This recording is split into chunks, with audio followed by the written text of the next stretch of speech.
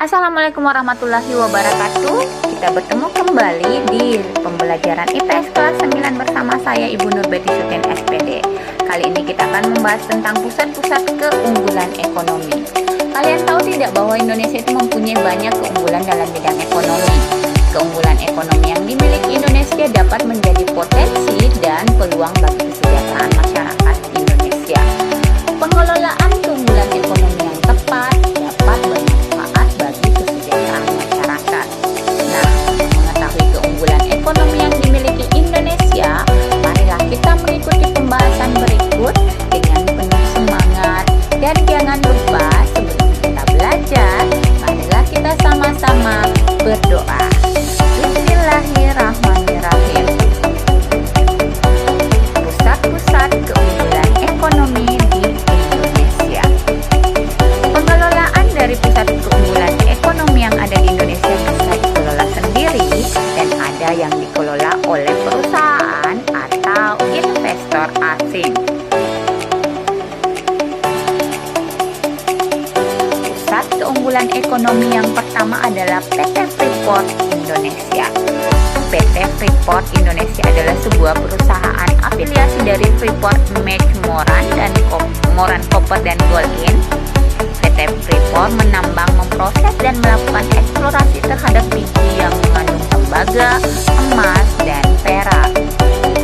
Beroperasi di daerah dataran tinggi Kabupaten Mimika, Provinsi Papua, Indonesia, Freeport Indonesia memasarkan konsentrat yang mengandung tembaga, emas, dan perak ke seluruh penjuru dunia. Nah, sekarang peranan PT Freeport Indonesia bagi negara. Yang pertama, menyediakan lapangan pekerjaan bagi sekitar 30.000 orang di Indonesia. Karyawan Freeport terdiri dari 68% karyawan nasional, 30% karyawan Papua, serta 2% karyawan asing. 2.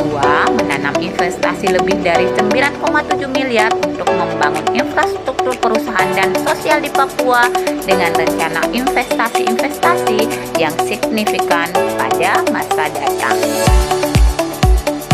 Peranan yang ketiga, Freeport telah membeli lebih dari 11,26 miliar barang dan jasa domestik sejak tahun 1992.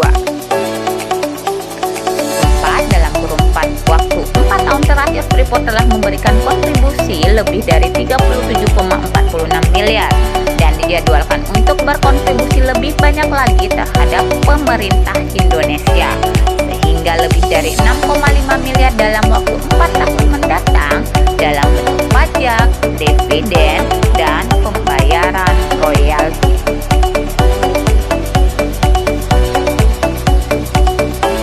Yang kelima yaitu keuntungan finansial langsung ke pemerintah Indonesia.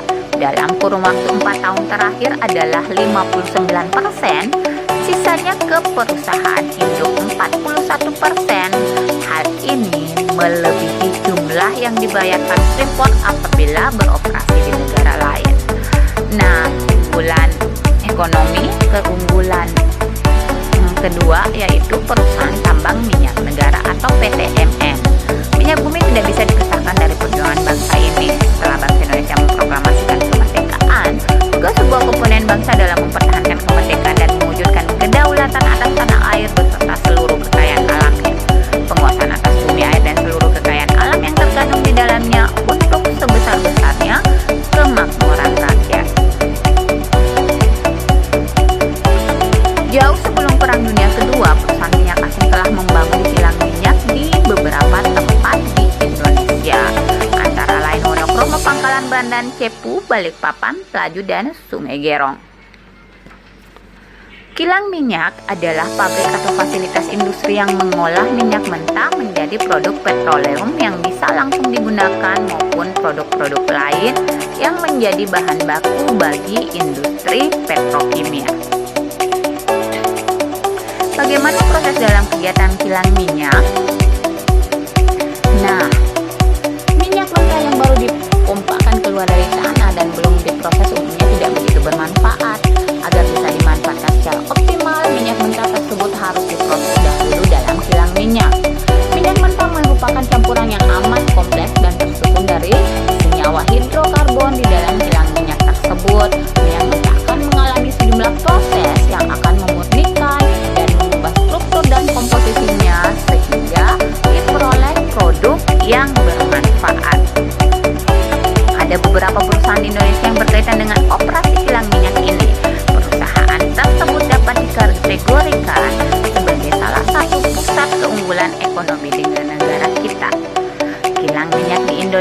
antara lain yang pertama ada kilang Pangkalan Brandan. Kilang minyak ini milik Pertamina dengan nama Pertamina Unit Pengolahan 1 Pangkalan Brandan, Sumatera Utara. Kapasitas kilang ini mencapai 5.000 barel per hari.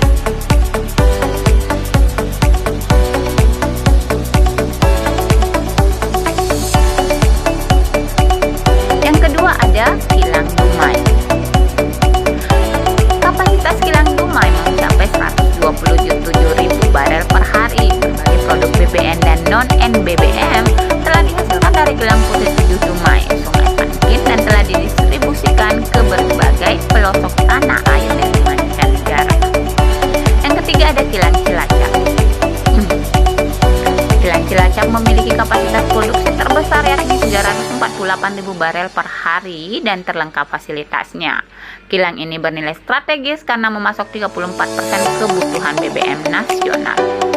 Yang keempat ada kilang Balikpapan. Kilang ini memiliki kapasitas produksi sebanyak 260.000 barel per hari. Tugas kilang minyak Balikpapan mengolah minyak mentah menjadi produk-produk yang siap dipasarkan, yaitu BBM dan non-BBM.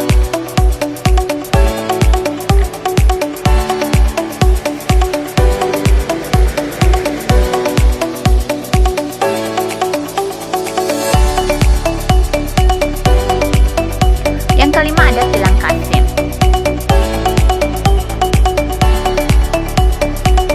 Kilang Kasim mempunyai kapasitas 10.000 barel per harinya.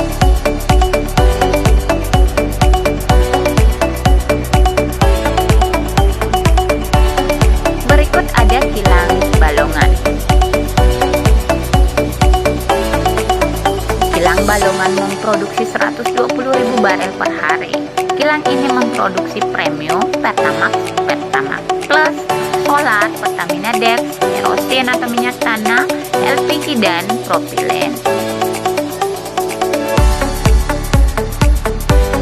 Dan yang ketujuh ada kilang Cepu.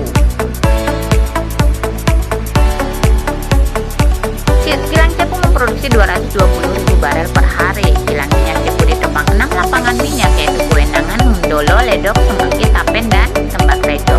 PT MN Cepu adalah salah satu perusahaan yang dapat membantu pemerintah dalam hal BBM yang banyak sekali manfaatnya bagi angkatan perang.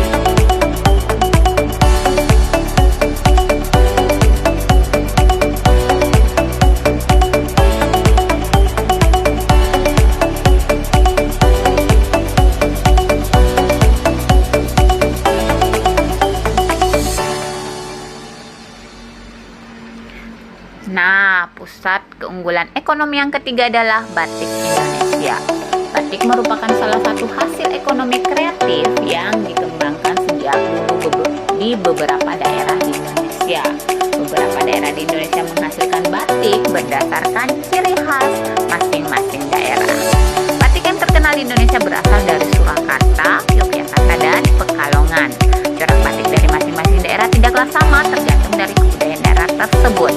Batik merupakan salah satu keunggulan ekonomi yang dimiliki oleh Indonesia yang mampu menembus pasar internasional dengan ciri khas tertentu.